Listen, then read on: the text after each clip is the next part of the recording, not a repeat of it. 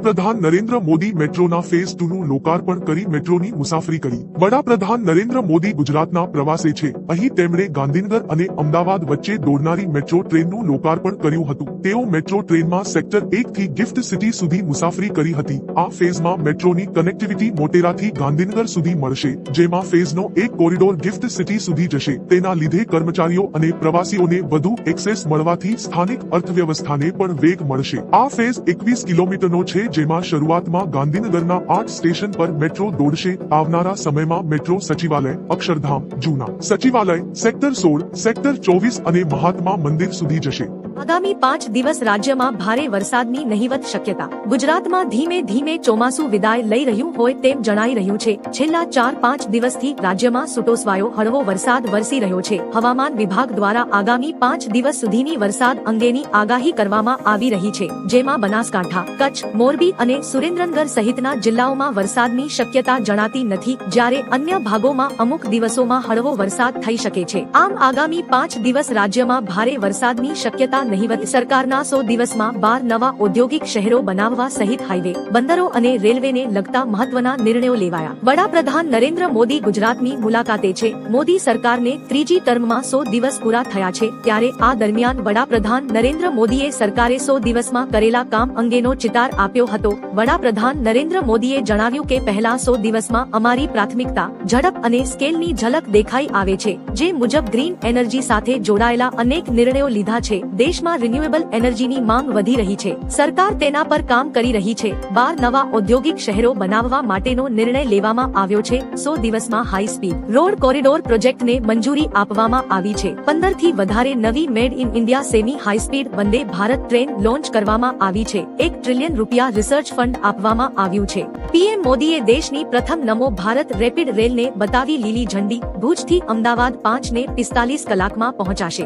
દેશની પ્રથમ Vande Bharat metro train Bhuj અને અમદાવાદ વચ્ચે દોડવા માટે તૈયાર છે, ત્યારે ગઈકાલે પીએમ મોદીએ આ મેટ્રો ટ્રેનને લીલી ઝંડી બતાવી દીધી હતી। રેલવે તરફથી જાણકારી આપવામાં આવી છે કે આ મેટ્રોને નમો ભારત રેપિડ રેલના નામથી ઓળખવામાં આવશે। નમો ભારત રેપિડ રેલ ભુજથી અમદાવાદ વચ્ચે 359 કિમીનું અંતર 5 કલાક ને 45 મિનિટમાં પૂર્ણ કરશે। આ દરમિયાન આ ટ્રેન 9 સ્ટેશન પર સ્ટોપ કરશે। ગુજરાતની ધરતી પરથી વિરોધીઓને મોદીનો જવાબ, કહ્યું દેશવાસીઓ જ મારા આરાધ્ય છે, તેમના સપનાઓ માટે જીવું છું અને જીવવા માંગુ છું। વડાપ્રધાન નરેન્દ્ર મોદીએ ગઈકાલે ગાંધીનગરથી અમદાવાદ વચ્ચેની મેટ્રો રેલ સેવાનું ઉદ્ઘાટન કર્યું હતું અને તેમાં મુસાફરી કરી હતી। ત્યારબાદ તેઓ અમદાવાદના જીએમડીસી ગ્રાઉન્ડ ખાતે પહોંચ્યા હતા। તેમણે ખુલ્લી જીપમાં આવી લોકોનું અભિવાદન ઝીલ્યું છે। તેમણે કહ્યું કે મારા દેશવાસીઓ જ મારા આરાધ્ય છે। મેં મારા આરાધ્ય દેવની પૂજામાં પોતાની જાતને આહુત કરવાનો નિર્ણય કર્યો છે। હું જીવશ તો તમારી માટે અને ઝઝુમીશ તો તમારી માટે। તમે મને આશીર્વાદ આપો। હું કરોડો દેશવાસીઓના આશીર્વાદથી એક નવા આત્મવિશ્વાસ અને ઉમંગ સાથે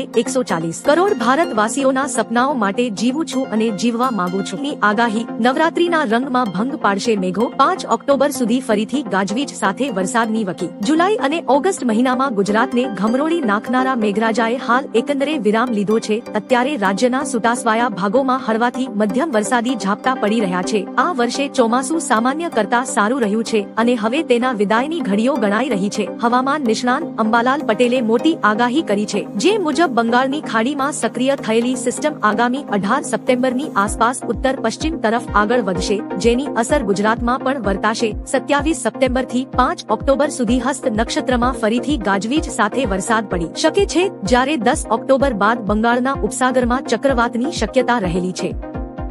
યાત્રાધામ અંબાજી ખાતે ચાલી રહેલા ભાદરવી પૂનમના મેળામાં માઈ ભક્તો ઉમટ્યા છે। મેળાના ચોથા દિવસે સાંજ સુધીમાં 6.5 લાખ શ્રદ્ધાળુઓ પહોંચ્યા હતા। 4 દિવસમાં કુલ 16.36 લાખ માઈ ભક્તોએ માં અંબેના દર્શન કરી ધન્યતા અનુભવી હતી। લાલ ધજાઓ અને બોલ માડી અંબેના નાદથી માનું ધામ ગુંજી ઉઠ્યું હતું। વડોદરા, સુરત અને અમદાવાદ સહિતના વિસ્તારમાંથી નીકળેલા ભાવમાં ફરી વધારો થયો છે। શાક માર્કેટમાં ડુંગળી અને રીંગણના ભાવ 35 રૂપિયા પ્રતિ કિલો, વાલોર 75 થી 80 રૂપિયા પ્રતિ કિલો, તુવેર 115 થી 120 રૂપિયા પ્રતિ કિલો, સૂકું લસણ 200 થી 320 રૂપિયા પ્રતિ કિલો, વટાણા 45 થી 70 રૂપિયા પ્રતિ કિલો અને લીંબુ 75 થી 110 રૂપિયા પ્રતિ કિલોના ભાવે વેચાઈ રહ્યા છે। મફતમાં મળતું કોથમીર 90 થી 130 રૂપિયા પ્રતિ કિલોના ભાવે વેચાઈ રહ્યું છે।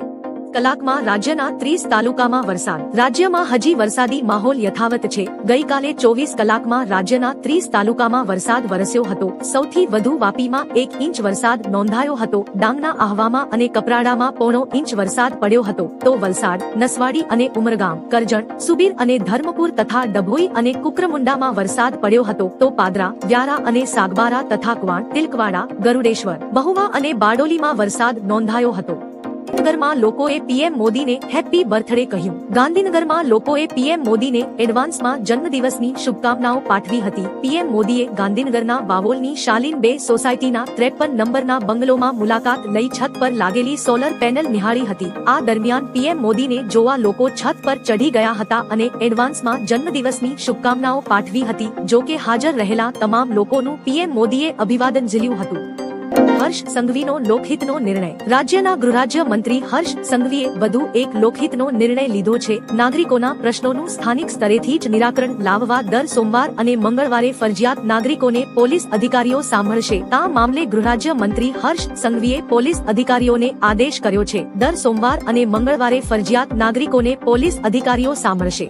શહેરમાં રોગચાળો બેકાબુ. સુરત શહેરમાં રોગચાળો બેકાબુ થઈ ગયો હોય તેવી સ્થિતિ સર્જાઈ છે. છેલ્લા 24 કલાકમાં 2 વ્યક્તિના તાવ આવવાથી મોત થયા છે. બીજી બાજુ સિવિલ હોસ્પિટલ દર્દીઓથી ઉભરાઈ છે, જેના કારણે વેટિંગ એરિયામાં બેડ મૂકીને દર્દીઓને સારવાર આપવામાં આવી રહી છે. સુરતમાં રોગચાળાને લઈ એમએલએ કુમાર કાનાણી મેદાને ઉતર્યા છે. કુમાર કાનાણીએ અધિકારીઓને આડેહાથ લીધા છે. તંત્રની આંખ ઉઘાડવા ધારાસભ્યએ મનપા કમિશનરને પત્ર લખ્યો છે.